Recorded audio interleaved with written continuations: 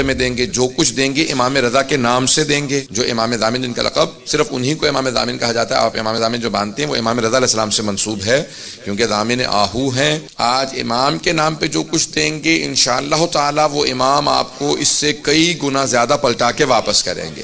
آئمہ علیہ السلام کسی کا ادھار نہیں رکھتے، جو آپ ان کے نام پہ خرچ کر دیتے ہیں وہ آپ کو پلٹا دیتے ہیں، کئی گنا ہو کے واپس آتا ہے۔ امام علیہ السلام کے بے انتہا مناقب و فضائل ہیں، لیکن واحد امام ہیں جن کو رضا کہا جاتا ہے، امام علی بن موسیٰ الرضا علیہ السلام۔ رضا یعنی جس کی خوشنودی خدا کی خوشنودی ہو اور وہ خدا کی ہر مرضی پہ راضی ہو۔ راضی برضا اللہ، جو اللہ کی ہر مرضی پہ، جو جناب سید الشہداء کا میدان کربلا میں رضا بقضائہ و تسلیما لامر جملہ ہے، اگر اس کا مصداق دیکھنا ہے تو جناب امام رضا علیہ السلام کو دیکھ لیں۔ امام کے بے انتہا فضائل و مناقب ہیں۔ عزیزان گرامی، امام کی تاریخ کے الفاظ یہ ہیں کہ جب ایک مرتبہ مأمون ملعون جب حکومت میں آیا تو اس نے سوال کیا، جب مأمون حکومت میں آیا تو اس نے آنے کے بعد فوراً سوال کیا کہ کس کس سے میری حکومت کو خطرہ ہو سکتا ہے۔ فاضل ابن ربیع سے پوچھا تو اس نے کہا کہ 3 لوگوں سے تیری حکومت کو خطرہ ہو سکتا ہے۔ اس نے کہا میرے ذہن میں 2 تھے، تیرے ذہن میں کون کون ہے؟ کہا تیرا بھائی امین، کہا وہ تو بہت بے وقوف ہے، اسے میں راستے سے ہٹا دوں گا، قتل کروا دوں گا اس کو۔ دیکھیں، جو حکومت میں آتا ہے اور خدا کی خاطر حکومت نہ کرتا ہو وہ اپنوں کا بھی مخلص نہیں ہوتا۔ تو کہا اور؟ کہا کہ اس کا جو وزیر ہے، کہا اس کو بھی میں راستے سے ہٹا دوں گا۔ کہا تیرے ذہن میں تیسرا کون ہے؟ کہا علی بن موسیٰ الرضا علیہ السلام۔ یہ کون ہے؟ ان کا میں نے نام پہلے نہیں سنا ہے۔ عزیزان گرامی، ائمہ کی ایک مظلومیت یہ ہے کہ ان کے زمانے میں افراد تھے اور انہیں نہیں جانتے تھے، آج سب جانتے ہیں، لیکن ان کے زمانے میں ائمہ کی مظلومیت یہ ہے کہ ان کو بالکل کارنر کر دیا گیا، ان کو بالکل اس طرح سے دور کر دیا گیا معاشرے سے کہ کوئی ان کے قریب نہ جائے۔ کہا یہ جو حکومت تمہارے پاس ہے تمہارے اجداد نے ان کے نام پہ حاصل کی تھی، ان کے نام پہ لوگوں کو دھوکہ دیا کہ ہم بھی آل رسول ہیں، کیونکہ رسول خدا کے چچا کے بیٹے تھے بنی عباس، عباس حضرت عباس کی نسل سے تھے، یعنی حضرت عباس چچا اموی رسول خدا، نہ حضرت عباس ابن علی ابن ابی طالب، حضرت علیہ السلام کے فرزند نہیں بلکہ جناب امیر کے چچا عباس۔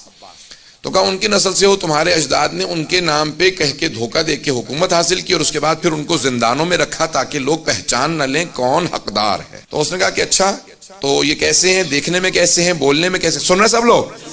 کہا دیکھنے میں کیسے ہیں، بولنے میں کیسے ہیں، جب گفتگو کرتے ہیں علم کیسا ہے؟ کہا کہ جو ایک مرتبہ انہیں دیکھ لے وہ انہی کا ہو جاتا ہے۔ علم ایسا ہے جب کلام کرتے ہیں ہر انسان انہیں سننا چاہتا ہے، علم لدنی کے مالک ہیں، کلام ایسے کرتے ہیں کہ ہر انسان مجذوب ہو جاتا ہے، کشش بہت زیادہ ہے، اور ان کے یہ اپنے عصمت کے قائل ہیں، معصوم ہیں، اس لیے ہر طرح کی لغزشوں سے پاک ہیں، ہر طرح کی آلائشوں سے پاک ہیں۔ توجہ کیجئے گا، وہ اپنا عقیدہ پیش نہیں کر رہا تھا، وہ ائمہ کا عقیدہ بتا رہا تھا۔ کہ یہ کہتے ہیں کہ معصوم ہے اس لیے لغزشوں سے بہت پاک ہیں، کہ جو ایک مرتبہ ان سے مل لیتا ہے وہ ان کا ضرور گرویدہ ہو جاتا ہے، وہ ان کا مرید ہو جاتا ہے۔ کہ اور شخصیت کیسی ہے؟ کہ شخصیت بہت وجیح ہے، چہرے پہ جلال ہے، ہیبت ہے، بہت خوبصورت ہے۔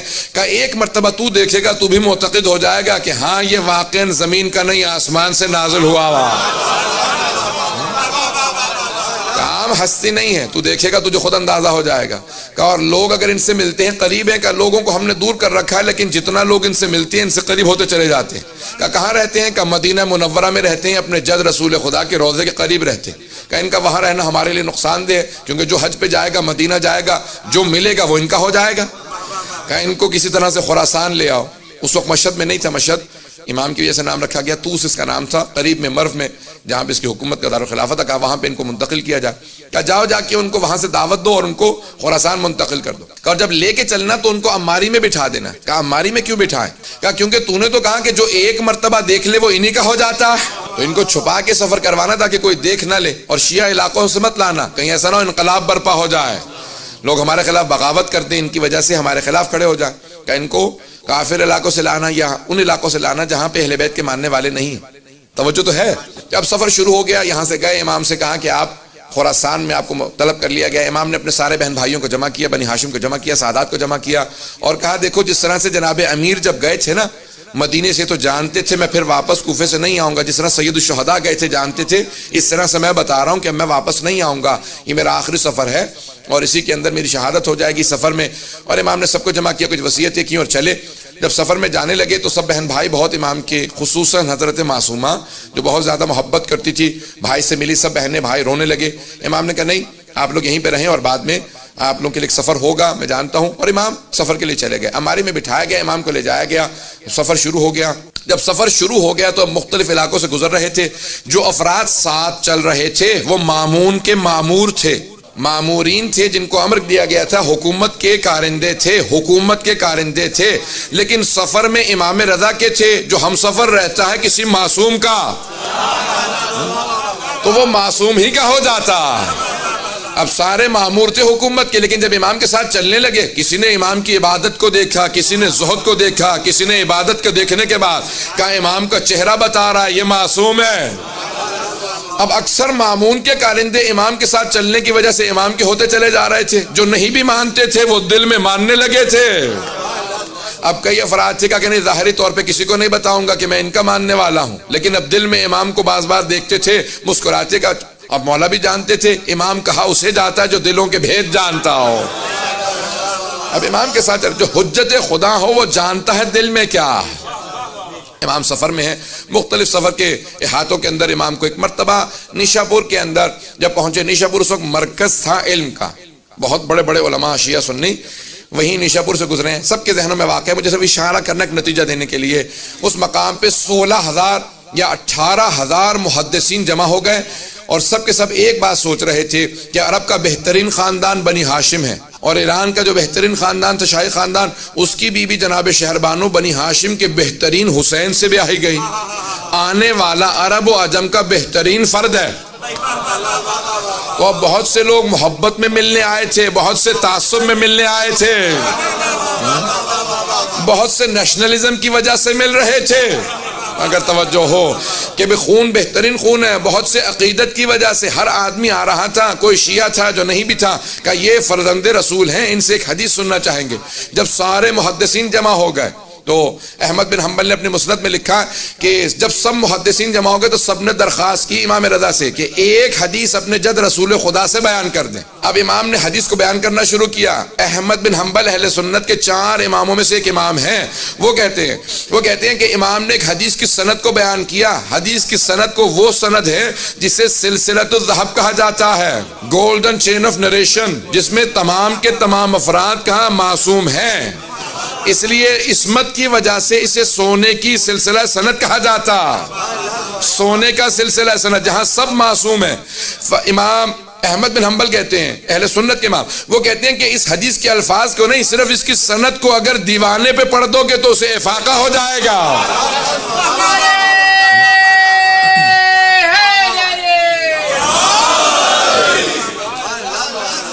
اگر دیوانے پہ پڑھ دو سے افاقہ ہو جائے گا۔ کہا کیوں؟ کہ اگر بیمار پہ پڑھو کہ شفا مل جائے گی۔ کہ کسی بھی مرض کے اندر کوئی مبتلا ہو، کسی بلا میں مبتلا ہو، سند کو پڑھ لے کا واحد حدیث ہے جس کے سلسلہ سند میں سب کے سب معصوم ہیں۔ امام نے کہا میں اپنے والد گرامی موسیٰ کاظم سے بیان کرتا ہوں، وہ میرے دادا جعفر صادق سے بیان کرتے ہیں، وہ اپنے والد محمد باقر سے بیان کرتے ہیں، وہ اپنے والد زین العابدین سے بیان کرتے ہیں، وہ اپنے والد حسین ابن علی سے بیان کرتے ہیں، وہ اپنے والد علی ابن ابی طالب سے بیان کرتے ہیں، وہ رسول خدا سے، وہ جبرائیل سے کہ خدا نے کہا۔ ایک مرتبہ امام نے فرمایا کہ اللہ سبحانہ وتعالیٰ کہتا ہے، یعنی حدیث قدسی ہے کہ کلمۃ لا الہ الا اللہ حسنی فمن دخل حسن امن من عذابی۔ حدیث سب کے ذہنوں میں ہے، مجھے صرف نتیجہ پیش کرنا ہے کہ لا الہ الا اللہ میرا قلعہ ہے، جو میرے قلعے میں داخل ہوا میرے عذاب سے بچ گیا۔ امام نے یہ کہا اور آواز دی جس نے مہار پکڑ رکھی تھی، امام نے کہا اونٹنی کو آگے بڑھا دے۔ امام نے پردہ گرا دیا، جیسی اونٹنی آگے بڑھی امام نے سب کو سوچنے پہ مجبور کیا۔ جب سب لکھ رہے تھے سند کو، حدیث کے الفاظ کو، روایت کے الفاظ کو، متن کو سب نے لکھا، قلم روک دیا کہ صرف لا الہ الا اللہ کہیں جنت میں چلے جائیں گے۔ امام نے جب سب کو لمحہ فکریہ دے دیا، سوچنے میں مجبور کیا، تو امام نے دوبارہ کا ذرا رک، ایک مرتبہ امالی کا پردہ ہٹایا۔ امام نے کہا بشروطہا، لا الہ الا اللہ کی کچھ شرائط ہیں، کنڈیشنز ہیں، وَأَنَا مِن شُرُوطِهَا، لا الہ الا اللہ کی شرائط میں سے ایک شرط کا نام امام رضا ہے۔ امام پہنچے تو اس نے فوراً پہنچنے کے بعد مامون نے دیکھا امام کو، وہ جو سب سے دربار میں کہہ رہا تھا خبردار کوئی تعظیماً کھڑا نہ ہو، توجہ ہو، وہ خود ایک مرتبہ اپنے تخت پہ کھڑا ہوا اور امام سے کہنے لگا فرزند رسول تشریف لائیے، یہ آپ ہی کا تخت ہے، میرے تو وڈیرے بھی کہہ گئے اگر آپ نہ ہوتے تو ہم ہلاک ہو جاتے۔ ایک مرتبہ اس نے امام کو دعوت دی، امام نے کہا تیرے تخت سے مجھے ظلم کی بو آتی ہے، میں تیرے تخت پہ نہیں بیٹھوں گا، میرے لیے ممبر لگوا دے۔ ایک مرتبہ ممبر لگایا گیا، وہ خود تعظیماً کھڑا ہوا، سارا دربار کھڑا ہو گیا۔ امام سے کہا کہ آپ کو میں اپنا ولی عہد بنانا چاہتا ہوں، کراؤن پرنس بنانا چاہتا ہوں۔ امام نے کہا کیسی ولی عہدی؟ جب میں جانتا ہوں کہ میں تجھ سے پہلے شہید ہو جاؤں گا اور تو جو ہے مجھے خود سے زہر دے دے گا تو پھر میں کیسی ولی عہدی قبول کروں؟ کہ نہیں آپ کو ولی عہدی قبول کرنی ہی ہوگی۔ امام نے کہا اگر زبردستی ہے تو پوچھ کیوں رہا ہے؟ جو تو نے لگانا میرے نام کے ساتھ لقب لگا دے، اگر پوچھ رہا ہے تو میں رد کرتا ہوں۔ یہ اگر توجہ ہو، امام نے کہا اگر پوچھ رہا ہے تو میں رد کر رہا ہوں، اور اگر تیری زبردستی ہے تو نے جو بھی نام لکھنا ہے میرے نام کے ساتھ لقب لگا دے۔ اس نے کہا نہیں آپ ولی عہد ہیں۔ امام نے کہا ایک شرط کے ساتھ، کوئی فیصلہ نہیں کروں گا، بات میں نہیں پہنچا پایا، کوئی فیصلہ نہیں کروں گا، آپ سب میرے پاس آئیں کہ آپ ہمارے جج بن جائیں، قاضی بن جائیں۔ میں کہوں ٹھیک ہے لیکن کوئی فیصلہ نہیں کروں گا۔ تو اس کا مطلب ہے کون سے جج، کیسا جج؟ جب فیصلے کوئی نہیں کروں گا تو جج کس بات کا ہوں؟ امام نے کہا ولی ہے تو فیصلہ کوئی نہیں کروں گا۔ اس کو سمجھ نہیں آیا، اس نے کہا ٹھیک ہے قبول ہے، تو اس نے اس کو قبول کر لیا، کہا ولی عہدی قبول ہے، آپ ولی عہد ہیں، ایک مرتبہ ہر جگہ پہ اعلان کر دو۔ اب امام نے جب دیکھیں ابھی امام کیا کہہ کے آئے ہیں، بے شروطہا، لا الہ الا اللہ کی شروط میں سے ایک شرط ہوں۔ امام سمجھا یہ رہے ہیں کہ اس کی ولی عہدی معنی ہی کچھ نہیں رکھتی، میں توحید کی شرائط میں ہوں۔ جو توحید کی شرائط میں ہو، مامون کی ولی عہدی کیا معنی رکھتی ہے؟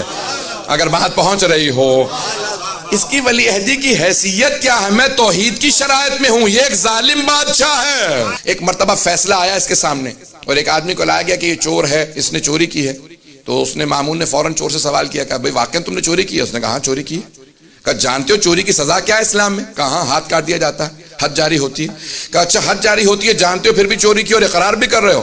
کہا ہاں حد جاری ہوتی ہے لیکن کون حد جاری کرے گا، کون میرا ہاتھ کاٹے گا؟ تو نہیں پہنچا پا رہا۔ کہا تو میرا ہاتھ کاٹے گا؟ ہاں میں ہاتھ کاٹوں گا۔ تو نے سوال کیسے کر دیا کہ میں تیرا ہاتھ کاٹوں گا؟ کیوں نہیں کاٹ سکتا، میں حاکم وقت ہوں۔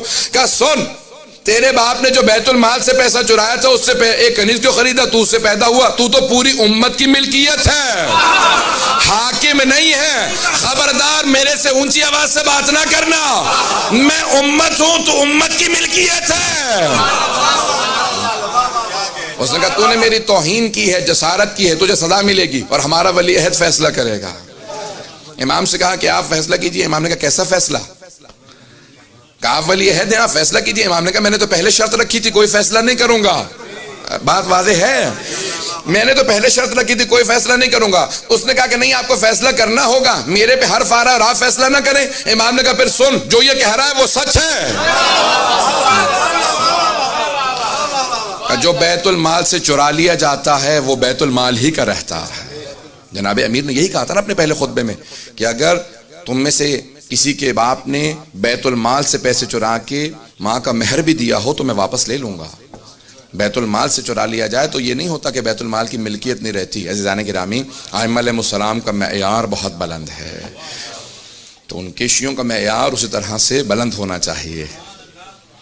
اگر بات پہنچ رہی ہو، اس پہ واہ واہ کہنے والے بہت کم افراد ہیں۔